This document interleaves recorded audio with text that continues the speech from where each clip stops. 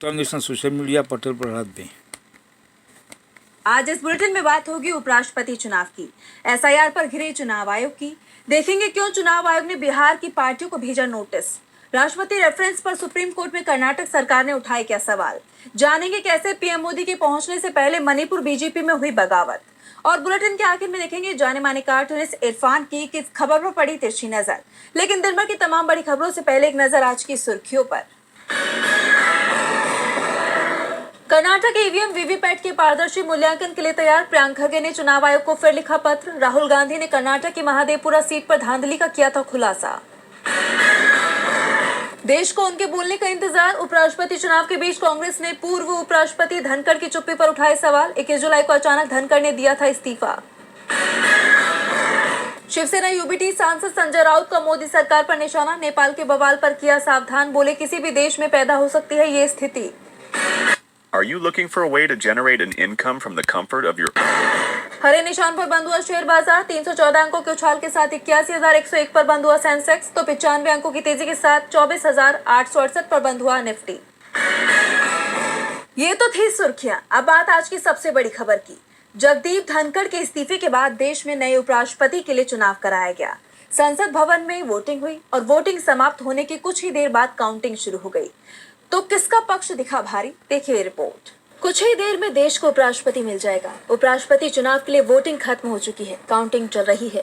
इंतजार चुनाव नतीजों का है जो कुछ ही देर बाद आने वाले हैं। मुकाबला एनडीए के सीपी राधाकृष्णन और इंडिया गठबंधन के सुदर्शन रेड्डी के बीच है।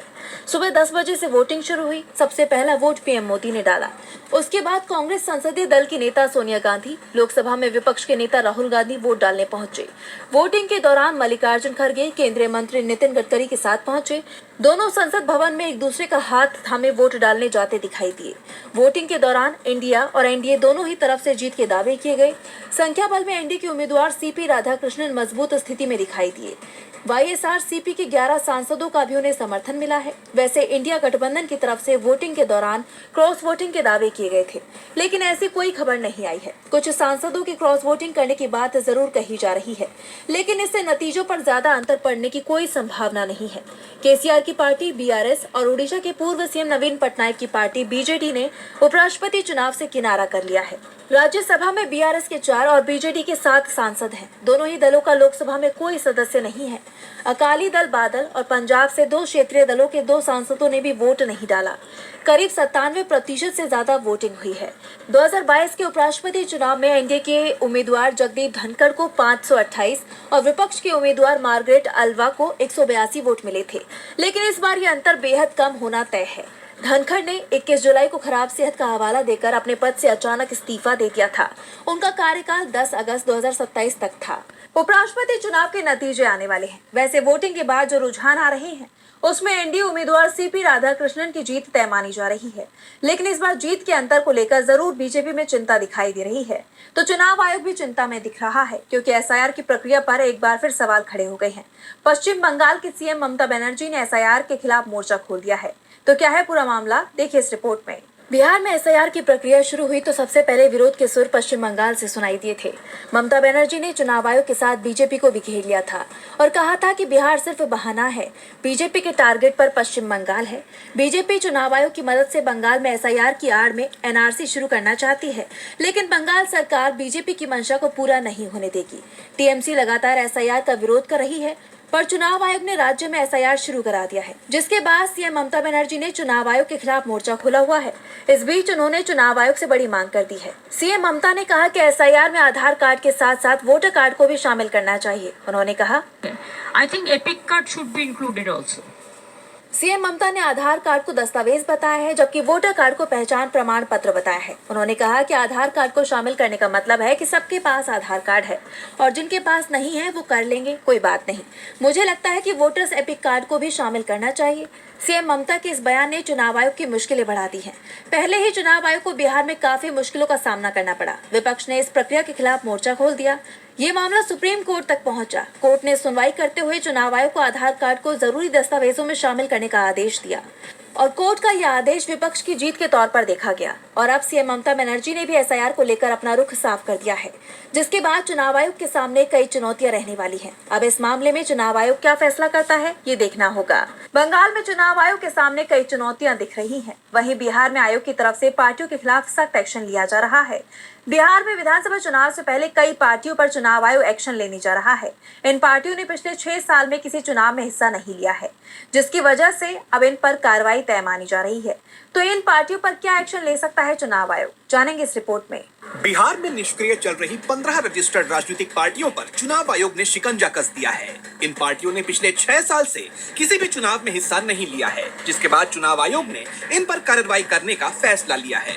रिप्रेजेंटेशन ऑफ पीपल एक्ट 1951 के तहत रजिस्टर्ड पार्टी को कई तरह की सुविधाएं और लाभ मिलते हैं, लेकिन अगर कोई पार्टी लंबे समय तक निष्क्रिय रहती है तो उसकी मान्यता और मिलने वाले लाभ रद्द किए जा सकते हैं। इसी कानून के तहत चुनाव आयोग ने इन दलों पर अब कार्रवाई की तैयारी कर ली है। इन पार्टियों के नाम हैं भारतीय आवाम एक्टिविस्ट पार्टी, भारतीय जागरण पार्टी, भारतीय युवा जनशक्ति पार्टी, एकता विकास महासभा पार्टी, गरीब जनता दल सेक्युलर, जय जनता पार्टी, जनता दल हिंदुस्तानी, लोकतांत्रिक जनता पार्टी सेक्युलर, मिथिलांचल विकास मोर्चा, राष्ट्रवादी युवा पार्टी, राष्ट्रीय सद्भावना पार्टी, राष्ट्रीय सदाबहार पार्टी, वसुधैव कुटुंबकम पार्टी, वसुंधरा जन विकास दल और यंग इंडिया पार्टी। जैसा कि आप जानते हैं कि चुनाव आयोग ने इन सभी पार्टियों को कारण बताओ नोटिस भेजा था और 1 सितंबर को सुनवाई भी की थी। इस सुनवाई में कुछ पार्टियों ने तो अपनी बात रखी, लेकिन ज्यादातर पार्टियां जवाब देने के लिए पहुंची ही नहीं। इसके बाद बिहार के मुख्य निर्वाचन पदाधिकारी ने एक रिपोर्ट तैयार कर चुनाव आयोग को भेज दी है।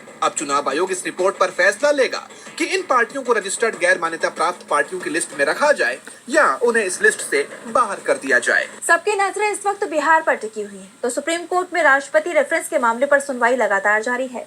कोर्ट में कर्नाटक सरकार ने अपनी दलील पेश की। कोर्ट में राज्य सरकार की एक दलील को लेकर अब काफी चर्चा हो रही है। दरअसल कर्नाटक सरकार का कहना है कि राष्ट्रपति और राज्यपाल सिर्फ नाम के प्रमुख हैं, जबकि ये दोनों केंद्र सरकार और राज्यों के मंत्री परिषद की सहायता और सलाह पर काम करने के लिए बाध्य हैं। राष्ट्रपति रेफरेंस के मामले पर सुप्रीम कोर्ट में 8वें दिन सुनवाई हुई, जहां कर्नाटक सरकार ने सुप्रीम कोर्ट में दलील देते हुए कहा कि संवैधानिक व्यवस्था के तहत राष्ट्रपति और राज्यपाल सिर्फ नाम मात्र के प्रमुख हैं।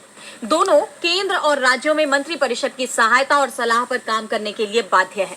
दरअसल सुप्रीम कोर्ट में यह सवाल उठाया गया है कि क्या कोर्ट राज्यपालों और राष्ट्रपति के लिए उन बिलों पर फैसला लेने की समय सीमा तय कर सकता है जो राज्य विधानसभाओं की तरफ से पास किए गए हैं। कर्नाटक सरकार की तरफ से सीनियर एडवोकेट गोपाल सुब्रमण्यम ने सुप्रीम कोर्ट की 5 जजों की बेंच को बताया कि राज्यपाल की संतुष्टि का मतलब मंत्री परिषद की संतुष्टि है। जैसा कि आप जानते हैं कि ये पूरा मामला तब शुरू हुआ जब तमिलनाडु के राज्यपाल ने राज्य सरकार के कुछ बिल रोक लिए थे। इसके बाद सुप्रीम कोर्ट ने 8 अप्रैल को यह फैसला सुनाया था कि राज्यपाल के पास कोई वीटो पावर नहीं है। इस फैसले के बाद राष्ट्रपति द्रौपदी मुर्मू ने खुद सुप्रीम कोर्ट से 14 सवालों पर सलाह मांगी थी। अब कर्नाटक सरकार के इस बयान ने इस मामले को और भी ज्यादा गरमा दिया है। इस दावे से केंद्र और राज्य सरकारों के बीच संवैधानिक शक्तियों को लेकर एक नई बहस छिड़ गई है। अब इन सब के बीच देखना ये दिलचस्प होगा कि सुप्रीम कोर्ट इस मामले पर अंतिम फैसला क्या सुनाता है। सरकार के दावे ने नई बहस छेड़ दी है। तो पीएम मोदी के मणिपुर दौरे से पहले राज्य में बीजेपी को बड़ा झटका लगा है। यहाँ कई बीजेपी नेताओं के कांग्रेस में शामिल होने की खबर सामने आई है। एक तरफ इस कदम को बीजेपी के लिए झटका माना जा रहा है, तो वहीं इसे कांग्रेस की बढ़ती स्वीकार्यता का असर माना जा रहा है। तो कहां और किन किन बीजेपी नेताओं ने थामा कांग्रेस का दामन, जानेंगे इस रिपोर्ट में। 3 बीजेपी नेताओं के कांग्रेस में शामिल होने के बाद मणिपुर की राजनीति में हलचल मच गई है। इनमें से वाई सुरचंद्र सिंह और एल राधा किशोर सिंह पूर्व विधायक हैं। इनके साथ साथ बीजेपी के सीनियर नेता उत्तम कुमार निंगथौजम भी कांग्रेस में शामिल हो गए हैं। इस कदम से राज्य में बीजेपी को बड़ा झटका लगा है। कांग्रेस ने कहा है कि इन तीनों के आने से मणिपुर में पार्टी को मजबूती मिलेगी। कांग्रेस ने एक बयान में कहा कि इन नेताओं ने बीजेपी इसलिए छोड़ी क्योंकि बीजेपी सरकार मणिपुर संकट को सही ढंग से नहीं संभाल पाई। उनका मानना है कि सिर्फ कांग्रेस ही मणिपुर में शांति, स्थिरता और सभी के लिए समान कानून और शासन ला सकती है। आपको बता दें कि वाई सुरचंद्र सिंह 2017 के विधानसभा चुनाव में कांग्रेस के टिकट पर काकचिंग विधानसभा क्षेत्र से विधायक बने थे। हालांकि बाद में वो बीजेपी में शामिल हो गए। वहीं एल राधा किशोर सिंह ओइनम विधानसभा क्षेत्र से विधायक थे। इन नेताओं का कांग्रेस में शामिल होना बीजेपी के लिए एक बड़ा झटका माना जा रहा है। यह पूरी घटना प्रधानमंत्री नरेंद्र मोदी के 13 सितंबर के मणिपुर दौरे से पहले हुई है, जिसे काफी अहम माना जा रहा है। राजनीतिक जानकारों का मानना है कि यह घटना दिखाती है कि मणिपुर में बीजेपी की पकड़ कमजोर हो रही है। कांग्रेस का दावा है कि ये नेता अपने साथ राज्य के राजनीतिक और पेशेवर अनुभव को लेकर आए हैं, जिससे पार्टी को राज्य में फायदा होगा। मणिपुर में कांग्रेस मजबूत होती दिखाई दे रही है तो महाराष्ट्र में बीजेपी नेताओं की मुश्किलें बढ़ती दिखाई दे रही हैं। 2008 के मालेगांव धमाके वाले मामले में भले ही पूर्व बीजेपी सांसद प्रज्ञा ठाकुर और बाकी आरोपियों को बरी कर दिया गया है, लेकिन ऐसा लग रहा है कि अब सभी आरोपियों की मुश्किल बढ़ सकती है। पीड़ित पक्ष ने याचिका दायर कर कोर्ट के फैसले को चुनौती दी है। देखिए रिपोर्ट। साल 2008 के मालेगांव धमाका मामले में बरी किए गए सभी 7 आरोपियों की मुश्किलें फिर से बढ़ सकती हैं। इन आरोपियों में पूर्व बीजेपी सांसद प्रज्ञा सिंह ठाकुर और कर्नल पुरोहित भी शामिल हैं। इस मामले में निसार अहमद, सैयद बिलाल और 5 अन्य पीड़ितों ने मुंबई हाईकोर्ट में एक याचिका दायर कर एनआईए कोर्ट के 31 जुलाई के फैसले को चुनौती दी है। याचिकाकर्ताओं ने कहा है कि निचली अदालत का फैसला गलत था और इसे रद्द किया जाना चाहिए। दरअसल 31 जुलाई को विशेष एनआईए कोर्ट ने सभी आरोपियों को ये कहते हुए बरी कर दिया था कि उनके खिलाफ कोई विश्वसनीय और ठोस सबूत नहीं है। अदालत ने यह भी कहा था कि मात्र संदेह के आधार पर किसी को दोषी नहीं ठहराया जा सकता और सभी आरोपियों को संदेह का लाभ मिलना चाहिए। इस फैसले के बाद बीजेपी ने इसे अपनी जीत बताया था और कहा था कि हिंदू कभी हिंसक नहीं हो सकता। हालांकि अब इस नई याचिका ने बीजेपी और सभी बरी हुए आरोपियों को बड़ा झटका दिया है। जैसा कि आप जानते हैं कि ये मामला 2008 का है, जब महाराष्ट्र के नासिक जिले के मालेगांव में हुए एक मोटरसाइकिल धमाके में 6 लोगों की जान चली गई थी और 101 लोग घायल हुए थे। अभियोजन पक्ष ने दावा किया था कि धमाके में इस्तेमाल हुई मोटरसाइकिल साध्वी प्रज्ञा सिंह ठाकुर के नाम पर रजिस्टर्ड थी। याचिकाकर्ताओं का कहना है कि वो इस मामले में न्याय चाहते हैं और उन्हें उम्मीद है कि हाईकोर्ट उनकी याचिका पर विचार करेगा। इस याचिका के बाद अब सबकी निगाहें बॉम्बे हाईकोर्ट पर टिकी है कि क्या कोर्ट एनआईए कोर्ट का फैसला पलटेगा, ये वक्त ही बताएगा। अब सबकी निगाहें बॉम्बे हाईकोर्ट पर टिकी हुई है तो नजरें नेपाल पर भी हैं। नेपाल में युवाओं ने ओली सरकार को गद्दी से उतार फेंका, राष्ट्रपति को भी जाना पड़ा। इस पूरे घटनाक्रम में कई लोगों की जान चली गई। जगह जगह से प्रदर्शन की खबरें सामने आ रही हैं। कई मंत्रियों को दौड़ा दौड़ा कर पीटा गया है। इस बीच अंतरिम सरकार बनाने को लेकर भी प्रस्ताव पेश किए गए। तो क्या है नेपाल के मौजूदा हालात, जानने के लिए देखिए रिपोर्ट।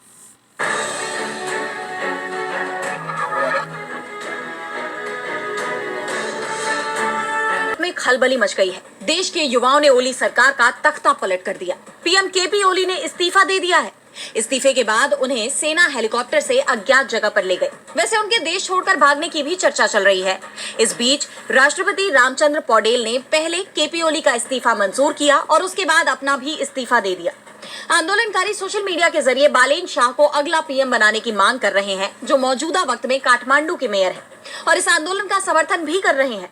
हालांकि पूर्व पीएम बबुराई भट्टाराई ने भी आंदोलनकारी युवाओं को शामिल करते हुए एक अंतरिम सरकार बनाने का प्रस्ताव पेश किया है।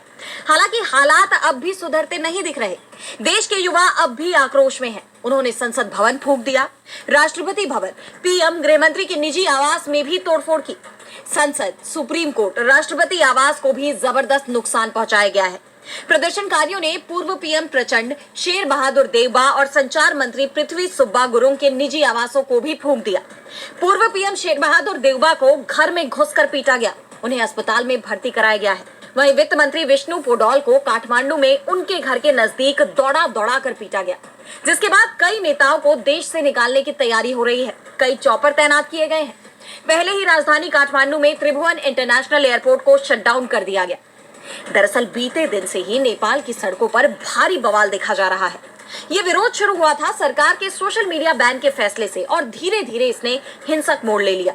अब तक इस प्रदर्शन में 22 लोगों की जान जा चुकी है, जबकि 400 से ज्यादा लोग घायल बताए जा रहे हैं। इस घटनाक्रम ने भारत की चिंता भी बढ़ा दी है। पिछले 4 साल में भारत के 4 पड़ोसी देशों में तख्ता पलट हो गया।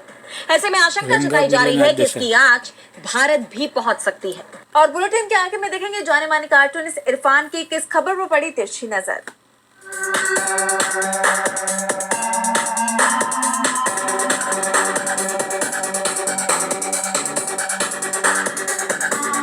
एक और एक कभी 11 भी हुआ करते हैं। नेपाल में लोकतंत्र और सोशल मीडिया ने जमकर सरकार से मुकाबला किया और आखिर वो जीत गए। तो दोनों की ताकत समझने वाले समझते हैं, क्योंकि दोनों ही जनता की सबसे बड़े हथियार हैं।